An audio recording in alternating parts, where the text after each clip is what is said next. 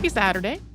Today's the anniversary of the USS Indianapolis being struck by a torpedo during World War II. That happened on July 30th, 1945. So we're bringing out our episode on the Indianapolis as our Saturday classic today.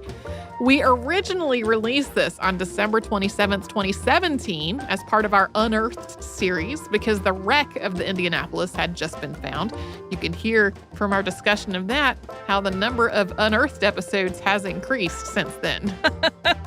And just in case that name doesn't immediately ring a bell, this is the incident that comes up during the movie Jaws, in which the ship's survivors wound up waiting for rescue for days in shark-infested waters. So just FYI, if that's a little too heavy for your Saturday, we're not going to begrudge anybody who saves it for later. No, it's a wrenching story in a lot of ways, but here it goes. Welcome to Stuff You Missed in History Class, a production of iHeartRadio.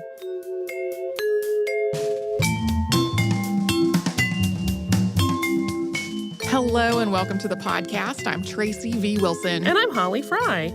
It is time to kick off Unearthed season on the show. It's a lot of people's favorite season. The things people tell us are their favorites are pretty much Halloween and Unearthed. So, as we do every year, and now also once in the summer, we're going to spend a couple of upcoming episodes recapping things that were either literally or figuratively unearthed in 2017. But, as has also happened a few times in the past, we've got a big one that's related to a historical event that we have not covered on the show before. Over the last few years, we've gotten requests to talk about the USS Indianapolis from Margaret, Brandy, Sarah, Sean, Heidi, and Craig, among, I am sure, other people. If you have ever seen Jaws, you have heard of this.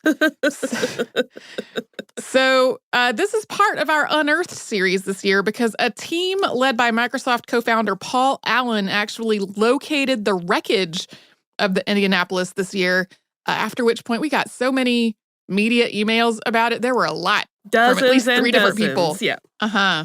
So today, the USS Indianapolis is most known for its crew's horrifying wait for rescue after being torpedoed following a secret mission at the end of World War II. But the ship's history goes back much farther than that. It started out as a peacetime vessel before being active in the Pacific for much of the war, participating in multiple combat engagements and earning 10 battle stars before its destruction. All the way back in 1929, the U.S. Department of the Navy decided that its 35th cruiser would be named the USS Indianapolis. The New York Shipbuilding Company laid its keel in Camden, New Jersey on March 31st, 1930. Then construction of the Portland-class heavy cruiser continued into 1931. It was launched on November 7th of that year and then officially commissioned at Philadelphia Navy Yard on November 15th, 1932. During its years of peacetime service, the USS Indianapolis was an important ship in the U.S. naval fleet. President Franklin D. Roosevelt selected it as his ship of state in 1933, using it for maritime travel and diplomatic visits throughout his time in office, including his 1936 Good Neighbor cruise to South America. In addition to the president, the ship was frequently host to dignitaries, royalty, and other high-profile visitors, and it became the flagship of the scouting force. When Japan attacked Pearl Harbor on December 7th, 1941, the Indianapolis was at Johnson Atoll, also known as Kalama Atoll, conducting bombarding exercises. So it escaped the destruction of so much of the rest of the fleet at Pearl Harbor and then joined the unsuccessful effort to try to hunt down the Japanese attack force. With the U.S. at war, the Indianapolis continued to operate in the Pacific, starting in the frigid waters off the coast of Alaska as part of the Aleutian Islands campaign. Apart from returns to port for overhauls and refitting, the Indianapolis spent most of its time in the North Pacific and saw combat several times, including sinking the Japanese transport Akagane Maru on February 19, 1943.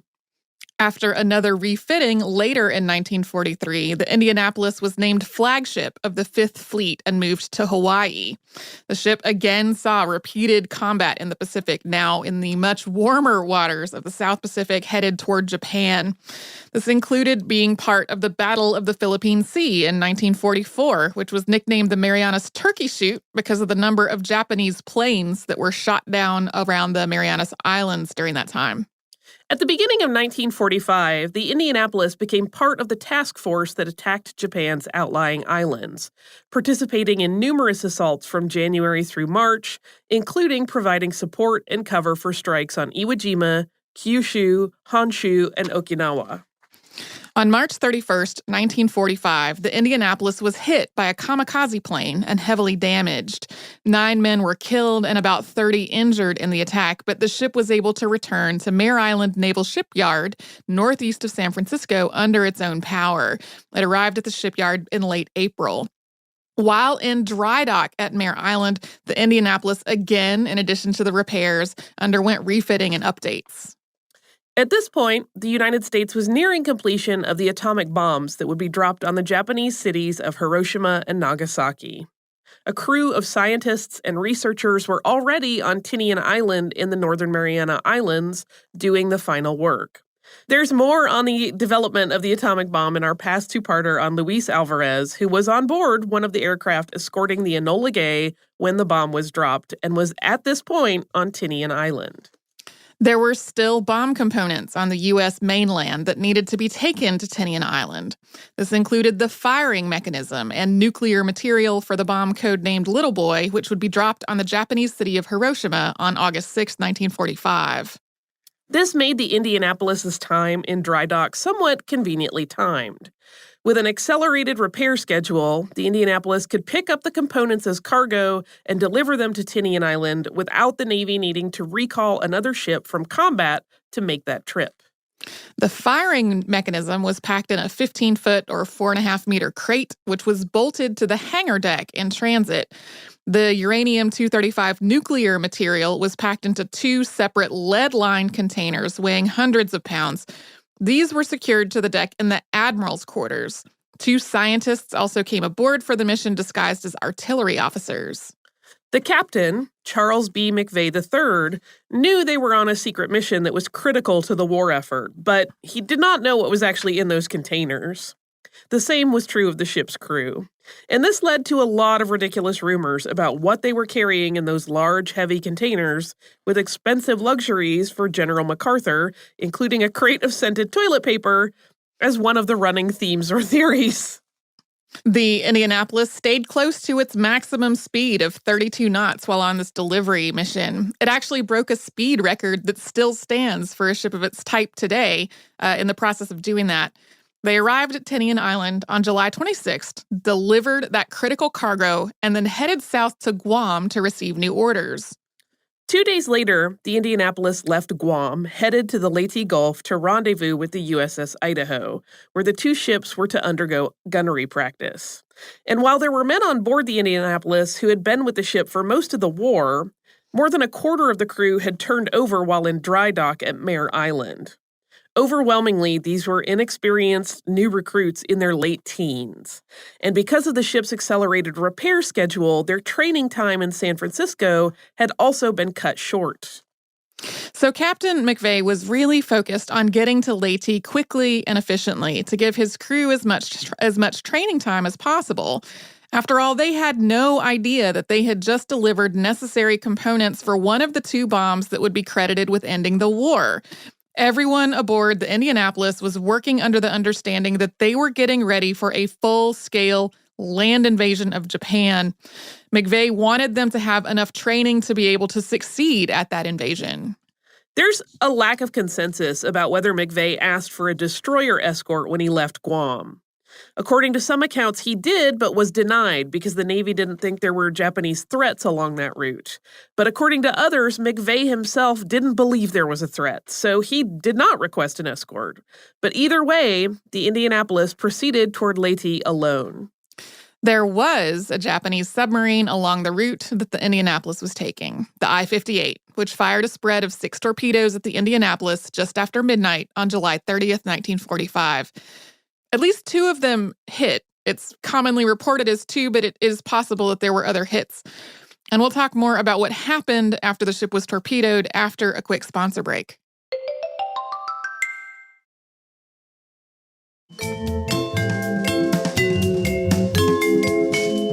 When 2 torpedoes struck the USS Indianapolis on July 30th, 1945, the result was immediate and devastating. In the words of Captain McVeigh, quote, "At approximately 5 minutes after midnight, I was thrown from my emergency cabin bunk on the bridge by a very violent explosion, followed shortly thereafter by another explosion. I went to the bridge and noticed in my emergency cabin and chart house that there was quite a bit of acrid white smoke. I couldn't see anything." For just a few moments, the captain thought they might stay afloat. From his position on the bridge, they had only a slight list, and it seemed reasonably similar to what they'd survived with the kamikaze attack. But the executive officer, Commander Joseph Flynn, surveyed the scene and told the captain it was clear. The ship was going down. One of the torpedoes had destroyed part of the ship's bow. The other had hit near a powder magazine and bunkers that held fuel oil. Apart from this colossal damage, the ship's power and communication systems were down. There was no way to broadcast an announcement to abandon ship or to reach the engine room with an order to stop the engines. So the captain gave the order to pass the word to abandon ship, which had to be done from man to man. McVeigh had also asked the navigator to confirm that a distress signal had been sent. Having not heard back from him, the captain tried to go to the radio room to double-check personally. But as he did, the ship suddenly listed to 90 degrees and began to sink so rapidly that there was no possible way to get there. It's still unclear exactly what happened with that distress signal. Survivors who were in the radio room have insisted that according to their gauges, a signal did leave the ship, but no message was ever received.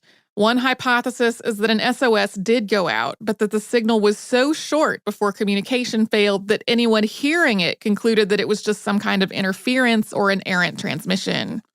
About 12 minutes after being hit, the USS Indianapolis sunk. About 300 men had been killed immediately or otherwise went down with the ship. But of the 1,196 sailors and Marines on board, the vast majority, between 800 and 900, were able to evacuate before the ship went down. Since the ship was still moving as it sank and men were still escaping the whole time it was going down, survivors were spread over miles and miles of water.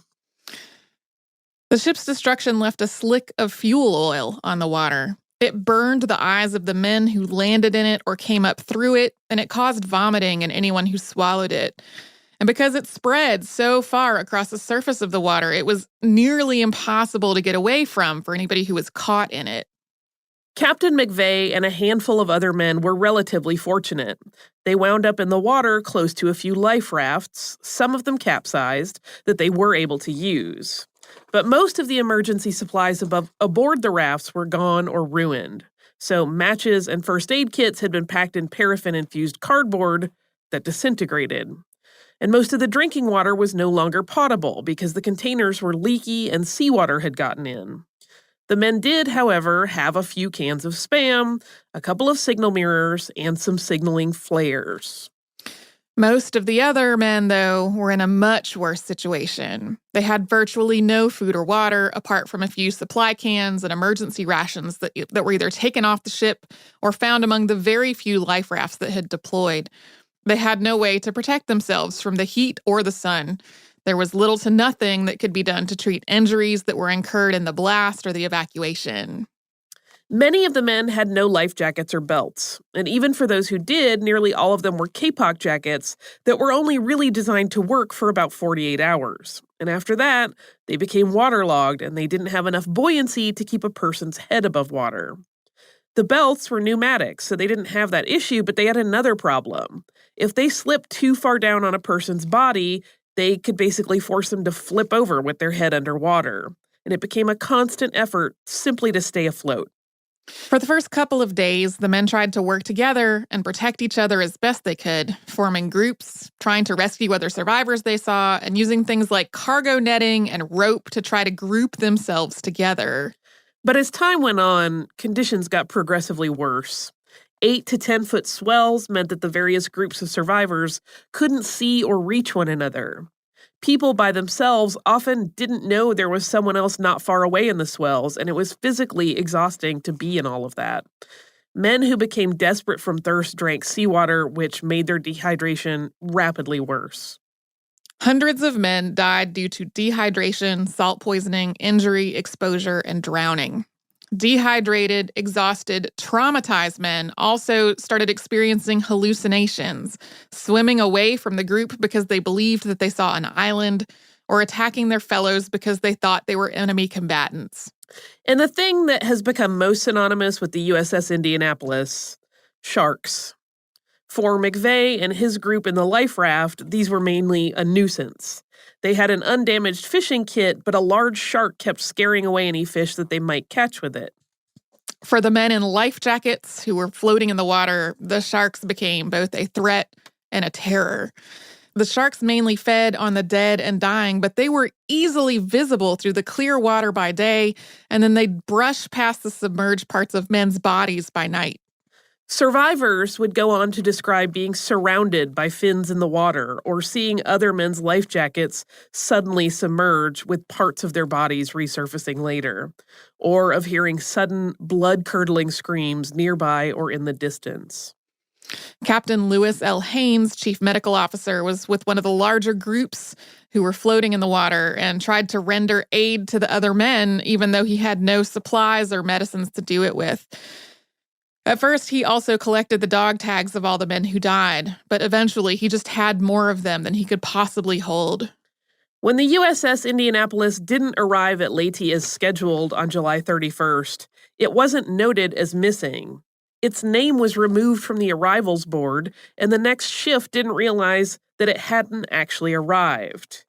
Meanwhile, the surviving men spent days in the water, at first praying and holding on to hope that their SOS had been received, and then thinking surely the Navy would come looking for them when they didn't show up at Leyte on time. But since no one realized the Indianapolis was missing, no one was searching. The survivors of the USS Indianapolis were spotted only by coincidence on August 2nd, 1945, well over 100 hours after the ship had gone down. By chance, Lieutenant Wilbert Chuck Gwynn, flying on a routine patrol, looked down from his plane and spotted something unusual in the water. He flew lower to investigate and saw wreckage and survivors scattered along a huge stretch of ocean. Gwynn radioed back to base, and Lieutenant Adrian Marks was dispatched aboard a PBY flying boat, a seaplane capable of landing on water. He wasn't supposed to land the plane in the open sea, but when he saw the men in the water, he did, ultimately pulling 56 men aboard, including loading them onto the wings to get as many out of the water as possible. Sadly, there were men so desperate to get to the plane that they exhausted themselves on the way and drowned.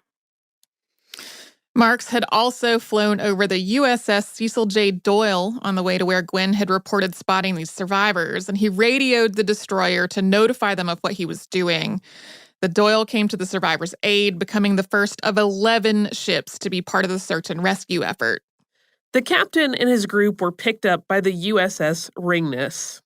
Because of the swells and the sea, they had no idea there were any other survivors until later. They didn't know anything about Gwynn spotting them or the flying boat rescue. The ships that came to the rescue deployed landing craft to pull men out of the water. Those who were able also clung to rope ladders on the sides of ships and were pulled aboard. Overwhelmingly, due to the combination of hunger, dehydration, and all that time in the water, they just could not stand.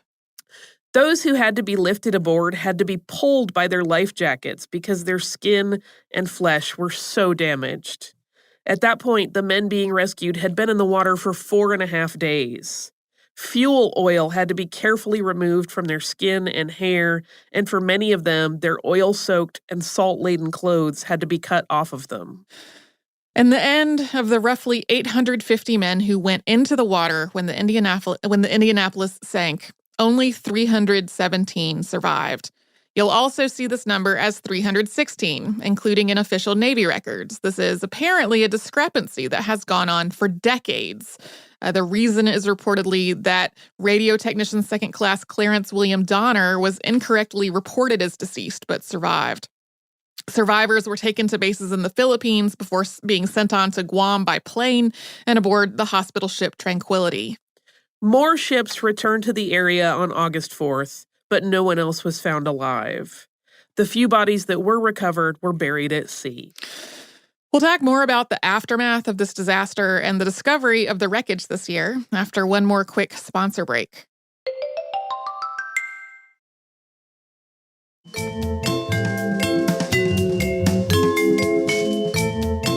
The survivors of the USS Indianapolis were allowed to write letters home from Guam, although, as is the usual case in wartime correspondence, their letters were censored. They were also told to write as though nothing had happened to the Indianapolis. There was no announcement that the ship had been destroyed or notification of the families of the deceased for weeks. On August 6, the Enola Gay dropped the atomic bomb assembled using the components delivered by the USS Indianapolis on Hiroshima, Japan. On August 9th, the U.S. dropped a second bomb on the city of Nagasaki. Japan announced its unconditional surrender on August 14th. Only then was the destruction of the Indianapolis made public, and families were finally notified of their loved ones' deaths. By that point, an inquiry into the cause of the disaster, which was the greatest loss of life at sea in U.S. naval history, had already begun. Captain Charles Butler McVeigh III was court-martialed. He was acquitted of a charge of failing to issue a timely order to abandon ship, but he was found guilty of failing to zigzag. It was a standard procedure to steer the ship in an evasive zigzag course in waters where a submarine attack was likely. McVeigh had done so during the day, but he had stopped at night due to weather conditions and because he needed to conserve fuel. To reach Leyte on schedule while also zigzagging, he would have needed to travel at a faster speed that just wasn't fuel efficient. He basically had contradictory orders here to simultaneously zigzag and conserve fuel in it. Like, it wasn't possible to do both of those things at the same time. This court-martial was highly publicized, and it included the testimony of Mochitsura Hashimoto, captain of the I-58, who said that it would not have mattered if the Indianapolis had zigzagged. He would have hit the ship anyway. This court-martial was and continues to be highly controversial. Overwhelmingly, survivors of the USS Indianapolis have maintained that McVeigh was a good man and a good captain and that he had done nothing wrong, arguing that it was within his discretion not to zigzag that night. McVeigh had also continued to act as captain for the handful of men that were with him in the life rafts, bolstering their morale, rationing their food, and signaling any planes that they saw with mirrors and flares. He also sent letters to the families of his 879 deceased crew in September of 1945. In other circumstances, McVeigh might have faced a letter of reprimand, and it's still not fully clear why the Navy instead pursued a widely covered court-martial. One of the hypotheses is that it came down to someone's personal grudge against McVeigh's father, who was also career military.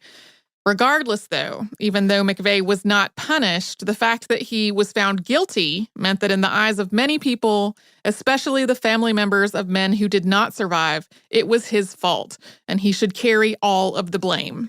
To be clear, Captain McVeigh was ultimately responsible for the safety of this ship. This was his job. He knew this and accepted it, and he didn't try to deflect the blame or pass the buck. He took full responsibility for the decision not to zigzag. But simultaneously, the Navy didn't show that same level of accountability in return, for many years pinning the entire disaster on the failure to zigzag, even though that did not at all explain the more than 4 days that survivors were left waiting in the water.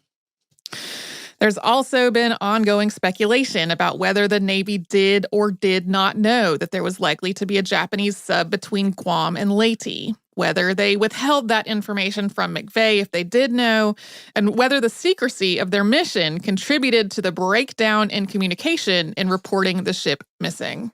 Captain Charles B. McVeigh retired in 1949 and was promoted to Rear Admiral, although he was never given command of another ship. On November 6, 1968, he took his own life. In October of 2000, Congress passed a resolution that McVeigh should be exonerated for the loss of the Indianapolis, which was signed by President Bill Clinton. In 2001, a memo was placed in his personnel file absolving him of blame. This action by Congress took place after years of advocacy by survivors of the Indianapolis and their families. Then 13-year-old Hunter Scott came to the public's attention after doing a school history project on the Indianapolis, which became something of a viral news story. Also involved was Commander William J. Toty, who commanded a submarine called the USS Indianapolis. When the submarine Indianapolis was decommissioned, Toty invited the survivors of the cruiser Indianapolis to attend the ceremony, since they had not been able to decommission their own ship. Toty became an advocate for clearing McVeigh's name. Commander Mochitsuru Hashimoto also wrote to the head of the Senate Armed Services Committee during all of this, saying, quote, "Our peoples have forgiven each other for that terrible war. Perhaps it is time your peoples forgave Captain McVeigh for the humiliation of his unjust conviction." Although there are still questions and criticisms of how the Navy handled the aftermath of the Indianapolis's sinking, especially in regard to Captain McVeigh, after the ship's loss, it did adjust procedures for ship escorts, life-saving equipment, and reporting procedures to try to prevent something similar from ever happening again. Which brings us to why this is in our Unearthed series. On August 19th, 2017, it was announced that a civilian research team had located the wreck of the USS Indianapolis. Although this was a civilian project, historians from the Naval History and Heritage Command in Washington, D.C. were involved as well. Leading, as we said at the top of the show, was Paul G. Allen, who co-founded Microsoft with Bill Gates and has put a chunk of his resulting wealth into various philanthropic efforts. The discovery was made from Allen's research vessel, the RV Petrel. It's a 250-foot, that's 76 meters, vessel capable of diving to a depth of 6,000 meters, that's a little more than 19,000 feet. And the researchers aboard the Petrel found the ship in water about 5,500 meters or 18,000 feet deep. Often, the discovery of wreckage like this takes some time to authenticate. But in this case, the wreckage has been protected from sunlight, and it's in a spot on the seafloor that doesn't have a lot of current, so it is incredibly well preserved. There is very little marine growth or corrosion on the surface of the ship. The number 35, remember this was the 35th cruiser, is clearly visible on the hull, and supply boxes are still legible and visibly marked with the USS Indianapolis. Paul Allen's team wasn't at all the first to look for the ship. One reason that earlier efforts had failed was that they were looking in the wrong place.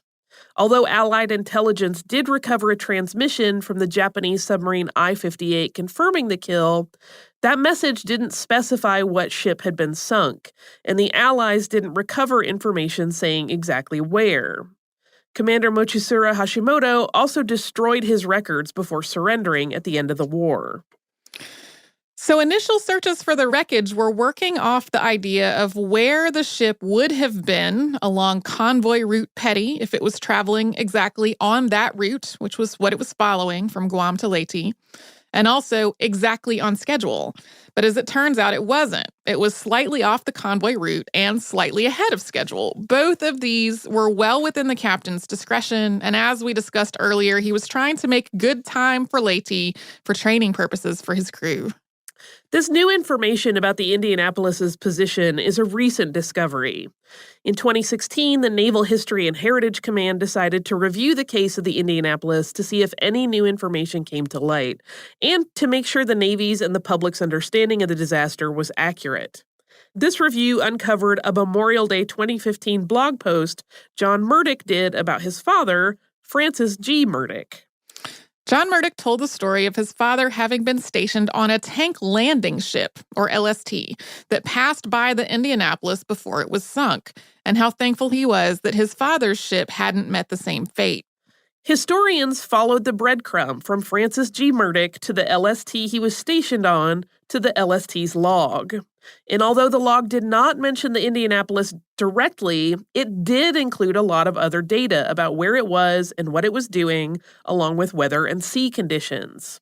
And so they cross-referenced this with an oral history from Captain Charles B. McVeigh, which was already on the record, in which he mentioned communicating with an LST in the hours before the torpedo attack. So by cross-referencing this data in the LST's log with McVeigh's description, historians figured out a more precise location for where the ship had probably gone down. Allen and others then put that information to use in their searches. In the press releases about this discovery, they actually alluded to a project by National Geographic when it turned out to be Paul Allen who found it. 22 survivors of the Indianapolis were still living as of August when that discovery was announced. Reactions from survivors and their families were really pretty mixed. Captain William J. Tody, speaking for the survivors, said, quote, "To a man, they have longed for the day when their ship would be found, solving their final mystery." But there are family members of men who died who were also quoted as saying that this discovery was quite painful and they had actually hoped it would never be found. At this point, the site of the wreck is considered to be a military grave site, so its exact location was reported only to the Navy, and any exploration and survey of the site has to be done without disturbing it. There is a lot of footage from the wreckage that you can watch online, including a PBS special called USS Indianapolis Live from the Deep, and we will link to that in our show notes. There's also a 2015 documentary called USS Indianapolis: The Legacy that's pretty much all interviews with survivors and their families and the family members of the deceased. If you are interested in this, it is highly worth watching, and I will say parts of it are devastating. So watch it with your handkerchief and just be ready for the emotional toll. Bring tissues. I watched it at my desk.